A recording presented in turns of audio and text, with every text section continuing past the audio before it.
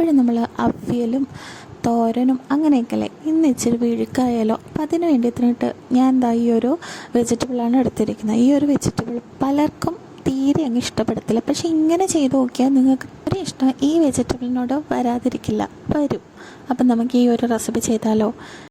കത്തിരിക്ക നന്നായിട്ട് കഴുകി ചെറുതായിട്ടൊന്ന് അരിഞ്ഞെടുക്കുക. ഒരു പാത്രം അടുപ്പത്ത് വെച്ച് കൊടുത്ത് എണ്ണ ഒഴിച്ച് അതിൽ കടുക് ഒന്ന് പൊട്ടിച്ചെടുത്തിട്ട് അതിൽ ഒരു 2-3 അല്ലി വെളുത്തുള്ളി ഒന്ന് ചതച്ചതും ചെറിയ ഉള്ളി അതിൽ ചേർത്ത് കൊടുക്കുക.